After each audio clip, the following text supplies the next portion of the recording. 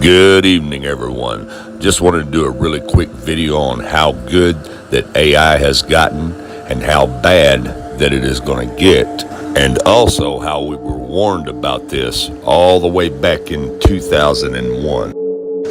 Now, for example, here's how good that AI has gotten. There's a video going viral of Bob Ross painting with his head, doing fades or walking out with Anna Nicole Smith during the WWE. Another shows Stephen Hawkins hitting a half pipe, doing flips, racing in Formula One races, and going around the NASCAR circuit, keeping pace in his wheelchair, and fighting in the UFC. Martin Luther King and JFK ding-dong ditching. Bigfoot doing a TED Talk. And then there's Jake Paul doing makeup tutorials, dressed up in a skirt or in full Jewish attire, being pulled over by the cops, saying he's done with boxing. I'm officially done with boxing. I'm stepping away to focus on my LGBTQ career. And then there's real-life versions of Peter Griffin. And who do we have to thank? Sora 2. Some of these videos are so accurate that they have fooled millions. AI went from this to this in a couple of years. We've just now crossed the line where seeing no longer means believing. You see, here's the problem. Our brains have evolved to believe what we see. For decades, video evidence was the final word. Proof. Now proof is dead. If a fake plane crash can look real, what happens when these tools are used to generate convincing body cam footage, or security videos, or even historical archives? A world where anything can be faked means everything must be questioned. And that's not just a technical problem, that's a social one. Older generations are already struggling to tell what's real online. The next generation, they're growing up in a world where reality is negotiable. Imagine fake ads showing real celebrities endorsing products they've never touched. AI-generated press conferences, fake brand deals, or real videos being sold as fake to avoid justice. If anyone can make anyone say anything, every platform becomes a playground of illusion. Trust becomes near impossible. And don't get me wrong, these AI video tools are incredible. They can make anyone a movie director. But every technological leap has a cost. And this one's cost is certainty. Because now on every clip, every photo, every breaking story has to come with a question mark. We've officially entered a world where you can't even trust your own eyes. And that's not progress. That's power without proof that can be abused, which means it likely will be. And the government knows this. That's why they always have this technology 20, 25 years before we do. Then they release it to the public. Okay?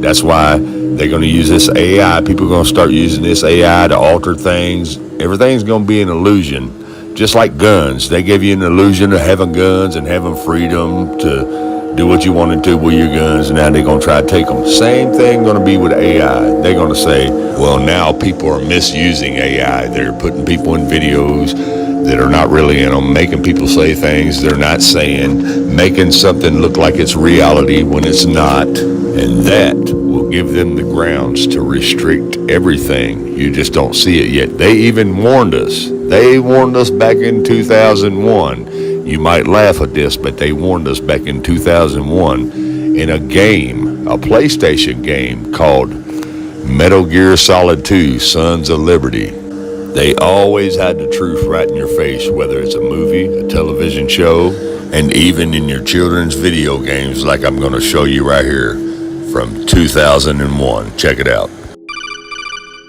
Raiden, are you having fun playing with the new AI toys? Well, yeah, I am. You can make pictures of cute anime girls and... Enjoy it while it lasts, Raiden. What do you mean? Did you really think that civilians would be granted unrestricted access to such powerful military weapons forever? Military weapons. Are you implying that this technology was created by the government? Of course it was. This AI technology has been used by the intelligence agencies to warp the public's perception of reality for years. All in the name of national security, of course. But why would they suddenly make the tech public and let everyone start using it? Why would we indeed, Raiden? What? What in the hell are you? Your question is irrelevant. By creating a new problem, we can cultivate a desired reaction to it in order to manufacture consent for our preferred solutions. In short, it's justification for a war. A war? On who or what? A war on misinformation. By arming the public with these AI weapons, everyone becomes a potential enemy combatant. Then we will have justification for unprecedented security measures. It all comes down to confusion and identity, Raiden. Identity? Identity. This AI technology is Pandora's box. Pretty soon the internet will be mired in total illusion. Perfect AI speech, audio, and video synthesis will drown out reality. Then AI bots will flood social media. No one will be able to tell the difference between interacting with an AI machine or a real human online. Even telephone calls will become totally untrustworthy. That is when we will present our solution. Mandatory digital identity verification for all humans at all times. The only way to ensure that you're dealing with a real flesh and blood human being and not an AI-generated mirage. But why? Total information control. For too long, the internet has acted as a double-edged sword. Its potential for anonymous user activity allows anyone at all to spread any thoughts, ideas, or information patterns that they please with impunity.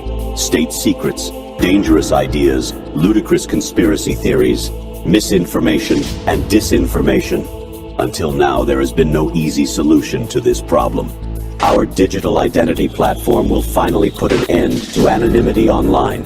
It will allow us to trace misinformation and other dangerous communications to its source and exact appropriate justice.